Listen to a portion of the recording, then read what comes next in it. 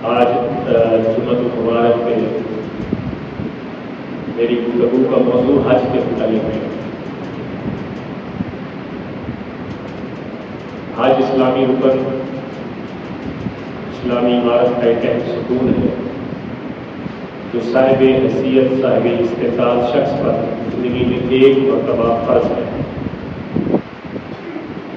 اسلام کے 5 بنیادی ارکان میں سے حج ایک اہم رکن ہے، اور یہ اس لحاظ سے اہمیت کا حامل ہے کہ حج کی عبادت میں دونوں عبادتیں شامل ہیں، مالی عبادت بھی شامل ہے اور بدنی عبادت بھی شامل ہے۔ جبکہ اگر ہم نماز کی بات کریں تو وہاں پہ صرف بدنی عبادت ہے، مالی عبادت نہیں ہے۔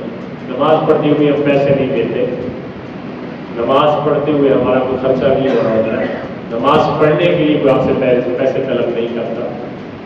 تو نماز ایک خالصتاً بدنی عبادت ہے۔ اسی کے مقابلے میں اگر ہم زکوٰۃ کا دیکھیں تو زکوٰۃ بدنی عبادت نہیں ہے بلکہ مالی عبادت ہے۔ زکوٰۃ بدن سے نہیں دی جاتی بلکہ مال سے دی جاتی ہے۔ تو اسلام کے کچھ ارکان مالی ہیں اور کچھ بدنی ہیں، یعنی جسم سے ادا ہوتے ہیں۔ ان میں نماز خالصتاً بدنی عبادت کی مثال ہے اور زکوٰۃ خالصتاً مالی عبادت کا مجموعہ ہے۔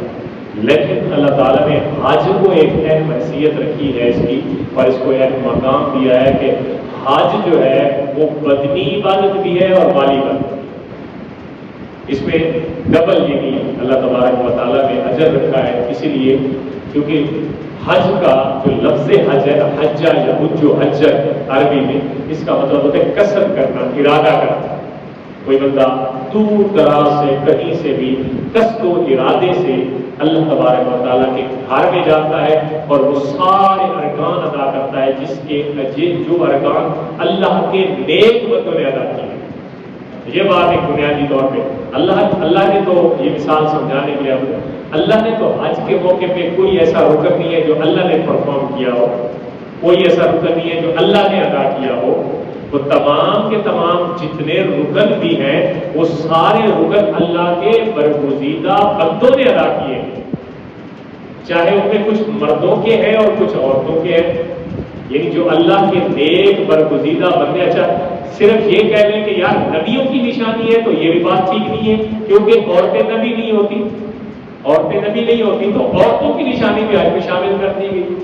تو اس کا مطلب یہ اگر جملہ ہم بولے کہ حج میں جو اللہ تبارک و تعالیٰ نے ہمیں جو وہاں پہ کام کرنے کا حکم ارشاد فرمایا وہ کام ہے جو اللہ کے نیک بندوں نے کیے، چاہے وہ نیک بندے اللہ کے برگزیدہ پیغمبر تھے یا اللہ کی نیک بندیاں تھیں، وہ حج کے موقع پر وہ کام کرنے، وہ ایکشن کرنے، ان کی نقل اتارنا، اسی کو حج کہتے ہیں۔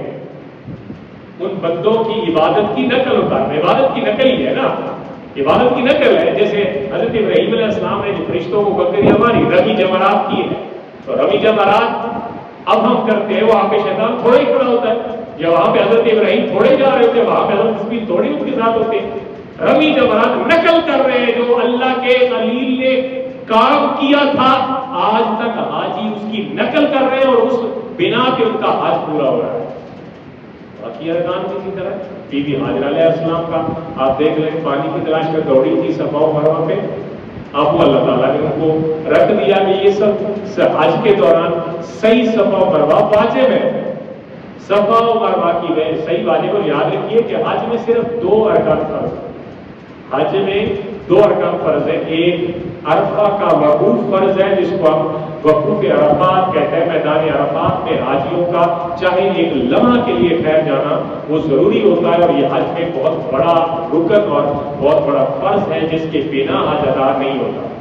اور دوسرا وقوف عرفہ کے بعد طواف زیارت ہوتا ہے، یعنی وہاں سے حاجی چل کے آتے ہیں، آ کے دوبارہ جو کعبہ کا طواف کیا جاتا ہے، پھر وہ بھی حج میں رکن ہے، اور ایسا رکن ہے جو فرض کی حیثیت رکھتا ہے۔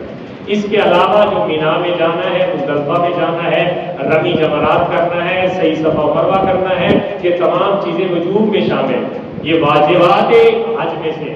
اور فرائض حج میں 2 ہی چیزیں ہیں، ایک وقوف عرفہ ہے یعنی عرفہ میں کھڑا ہونا ہے، اور دوسرا طواف افاضہ یا طواف زیارت ہے۔ یہ تو میں نے آپ کو ابتدائی باتیں بتا دی۔